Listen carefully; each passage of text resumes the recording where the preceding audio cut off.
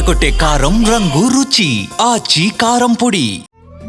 తెలుగు వారి number 1 choice Telugu Matrimony. నేరస్తులకే జగన్ కొమ్ము ఎందుకు కాస్తున్నాడు? వివరాల్లోకి వెళ్ళినట్లయితే జగన్మోహన్ రెడ్డి గారు ఒక పార్టీని స్థాపించారు. పార్టీ కూడా బలంగానే ఉంది. ఒకసారి ప్రతిపక్షం, తర్వాత అధికారం, ఇప్పుడంటే ప్రతిపక్ష హోదా కూడా లేదు, అది వేరే విషయం. కానీ ఎంతో కొంత బలమైన పార్టీయే కదా. మరి అటువంటి నాయకుడు ఏ ప్రకారంగా ఉండాలి? ప్రజాస్వామ్యంలో, ప్రజా జీవితంలో ఉన్నప్పుడు, ప్రజల కొరకు పార్టీ పెట్టారు అన్నప్పుడు ఖచ్చితంగా ప్రజల శ్రేయస్సు కొరకు, ప్రజల క్షేమం కొరకే ఉండాలి. కానీ సమాజానికి చేటు చేసేవాళ్ళు, సమాజానికి ఇబ్బంది కలిగించేవాళ్ళు, సమాజాన్ని ఇబ్బంది పెట్టేవాళ్ళు, ఇట్లాంటి వాళ్ళని జగన్మోహన్ రెడ్డి గారు ఎందుకు ప్రోత్సహిస్తున్నారు, లేకపోతే వాళ్ళు ఎందుకు సమర్థిస్తున్నారు, వాళ్ళకి ఎందుకు మద్దతుగా మాట్లాడుతున్నారు అనేది మాత్రం ఎవరికి అంతు చిక్కట్లా. ఇది ఇవాళ కొత్తగానే కాదు, ఇప్పుడు కాదు, అప్పుడు కాదు, గత కొన్ని సంవత్సరాలుగా మనం పరిస్థితిని చూస్తే, పోనీ అంతకుముందంటే ప్రతిపక్షంలో ఉన్నప్పుడు సరే ఏదోలే అనుకోవచ్చు. తీరా అధికారంలోకి వచ్చిన తర్వాత ముఖ్యమంత్రిగా ఉన్న సమయంలో కూడా ఈయన వ్యవహార శైలి ఆ రకంగా ఉంది అంటే చాలా దారుణం. ఇందులో ప్రధానంగా ఏంటి అంటే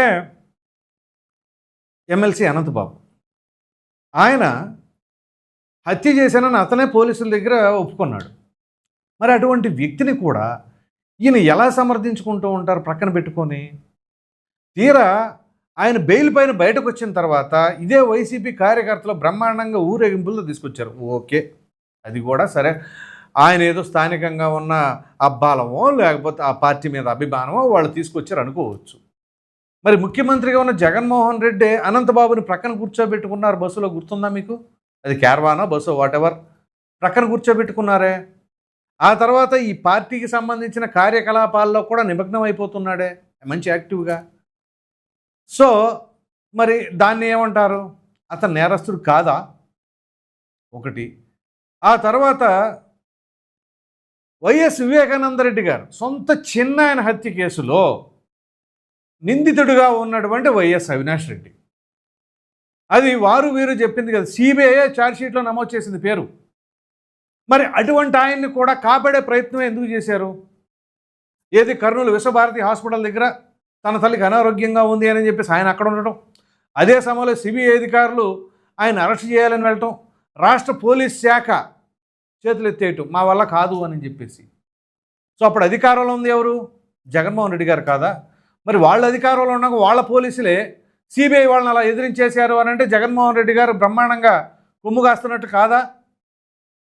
సో పోనీ అది చట్టపరిధిలో ఉంది, కోర్టులో ఉంది, కోర్టు తేల్చుకుంటుందని చెప్పేసి పోలీసులు, సిబిఐ అధికారులు వాళ్ళ పని వాళ్ళని చేసుకొని ఇవ్వాలి కదా. మరి వాళ్ళ పని చేసుకొనియకుండా విఘాతం కలిగిస్తే మరి మన సమాజం ఎడిపోతుందని అర్థం చేసుకోవాలి. మరి ఆ నేపం జగన్మోహన్ రెడ్డికి రాదా, వర్తించదా? ఆయన దాకా రాదా అంటారా? ఇక దాని తర్వాత అనేక రకాలైన పరిణామాలు. చివరికి మొన్న ఎన్నికల్లో ఓడిపోయిన తర్వాత ప్రధానంగా మన మాచర్ల మాజీ ఎమ్మెల్యే పిన్నెల్లి రామకృష్ణారెడ్డి, ఆయన ఏదైతే ఆ ఈవీఎం ధ్వంసం చేసిన కేసు, ఆ కేసు పెట్టింది ఎవరు? పోనీ వీళ్ళకి అపోజిషన్ పార్టీయా? కాదుగా, ఎలక్షన్ కమిషన్ పెట్టింది. ఎలక్షన్ కమిషన్ పెట్టి దానిపైన ఆయన నెల్లూరు జైల్లో ఉంటే అది పరామర్శించి దాన్ని కూడా సమర్థించే ప్రయత్నం. సో ఇప్పుడు వీటిల్లో ఏదైనా సరే మరి సమాజానికి మంచి చేసే పనులేనా? అక్కడొక హత్య, ఇక్కడ హత్య మీద ఆరోపణ, ఇక్కడ చూస్తే ఈవీఎం ధ్వంసం, ఇవన్నీ ఒక ఎత్తు. దాని తర్వాత తెనాలిలో కొంతమంది ఆకతాయిలో వాళ్ళు గంజాయి సేవిస్తారో మరి డ్రగ్స్ తీసుకుంటారో ఏం తీసుకుంటారో తెలియదు, కానీ ఒక సివిల్లో ఉన్న పోలీసుల పైన దాడికి పాల్పడతాం, దానికి ప్రత్యేకంగా అక్కడ పోలీసులు వచ్చేసి రోడ్డు మీదే వాళ్ళకి శిక్ష విధించాలి, శిక్ష పడాలి అని చెప్పేసి వాళ్ళని ఆ రకంగా సరే కొడతాం. అది ఇక మానవ హక్కుల సంఘం ఏముంటుంది, ఇవన్నీ వేరే విషయాలు. దానికి వెళ్ళి ఇప్పుడు మరి వీళ్ళు ఎవరినైతే అల్లరి చేశారో ఆ ఆడపడుచును కానీ, ఆ పోలీసు కొట్టిన పోలీసును కానీ వాళ్ళ కుటుంబాన్ని పరామర్శించి ఆ తర్వాత వీళ్ళ దగ్గరికి వెళ్ళి ఉంటే బాగుండేది. కానీ డైరెక్ట్గా ఆ యొక్క కుర్రాళ్ళు ఎవరైతే వీళ్ళని అల్లరపాలు చేశారో, వాళ్ళపైన దాడికి పాల్పడ్డారో వాళ్ళని పరామర్శిస్తే అది ఎటువంటి సంకేతం ఇస్తుంది? ఇక దాని తర్వాత ఆయన పేరేంటి మర్చిపోయా ఇందాక చెప్పడం మీకు. మాచర్లకు సంబంధించి తురగా కిషోర్ ఎవరిని మాజీ ఎమ్మెల్యేగా ఉన్నప్పుడు బోండా ఉమ అని, అలాగే బుద్ధా వెంకన్న ఆయన్ని పెద్ద పెద్ద బాధులతో ఆ వాహనాన్ని ధ్వంసం చేసి వాళ్ళ భయభ్రాంతులకు గురి చేస్తే ఆయన మాచర్ల మున్సిపల్ చైర్పర్సన్ చేశారు. ఏంటిది? జోగి రమేష్ ఏకంగా చంద్రబాబు నాయుడు గారి ఇంటిపైకి దాడికి వెళ్ళినప్పుడు ఆయన మంత్రిని చేశారు. అంటే మనం దాడులు చేస్తే, నేరాలు చేస్తే బ్రహ్మాండంగా వాళ్ళ సపోర్ట్ చేస్తాం. అలాగే మంత్రులుగా ఉన్నప్పుడు ఎవరు మన కొడాలి నాని, అలాగే వల్లభనేని వంశీ వైసీపీ అధికారంలో ఉండగా ఏ రకంగా పేటరేగిపోయారు? నానా బూతులు. రోజా, జోగి రమేష్ ఆ బూతులు తిట్టే వాళ్ళందరినీ భుజాన వేసుకోవడమే.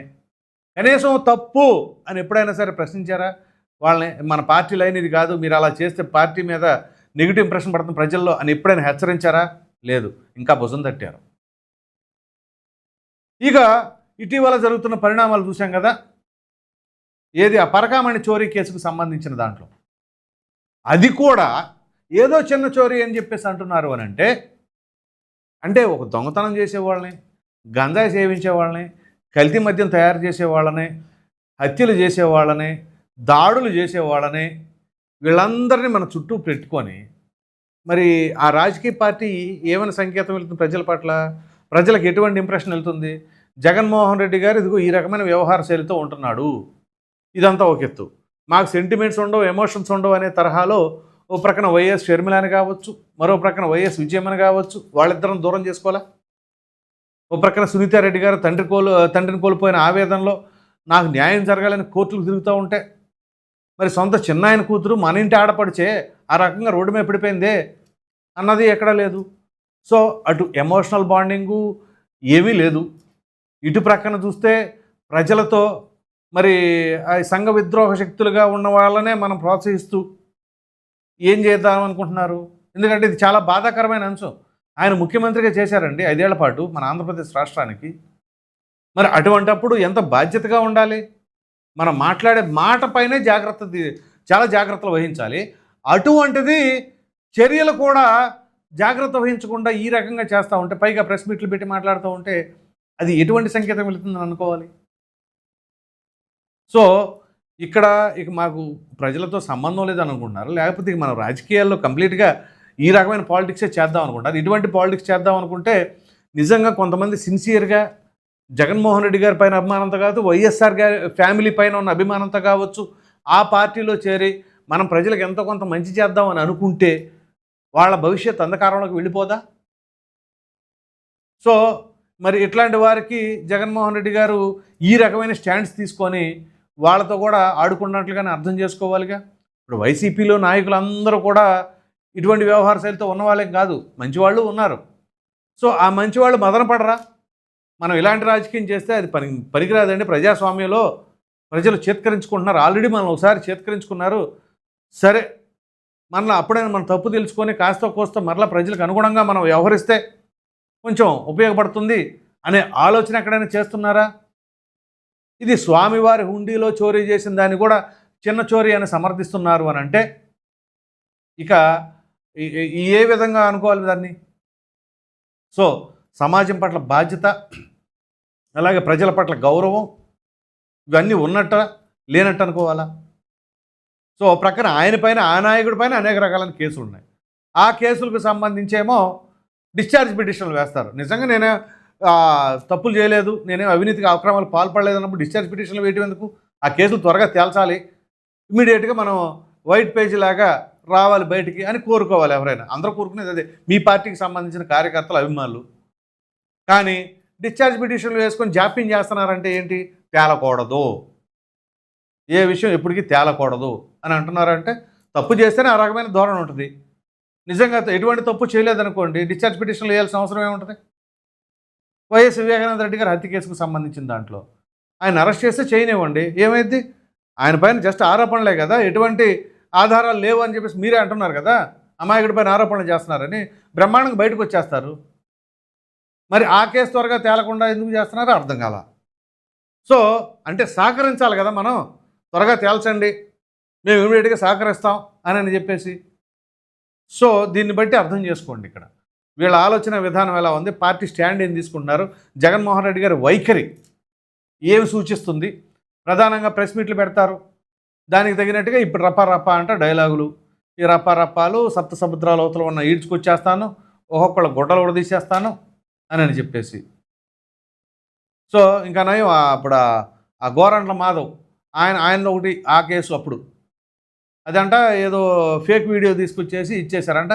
ఒరిజినల్ వీడియో దొరకలేదంటే ఒరిజినల్ వీడియో దొరికితే కానీ ఇది ఫేక్ కాదో తేలుతుందంట. ఇది ఎక్కడ ఫిలాసఫీ అర్థం కాల మరి. సో ఇటువంటి ఫిలాసఫీలు చెప్పి తప్పించుకునే ప్రయత్నం. సో ఇప్పుడు వాళ్ళందరూ ఏమైపోయారు, ఎక్కడ ఉన్నారంటే ఇదిగో అంతా అస్సాంలాగా ఉంది పరిస్థితి. సో మొత్తం మీద ఇక్కడ ఆ పార్టీ నాయకుడే ఇటువంటి స్టాండ్ తీసుకుంటే ఇక ఆ పార్టీలో ఉన్న సిన్సియర్ నాయకుల పరిస్థితి ఏంటి అనేది మీ అభిప్రాయాన్ని కామెంట్ సెక్షన్లో తప్పకుండా తెలియచేయండి. Thank you.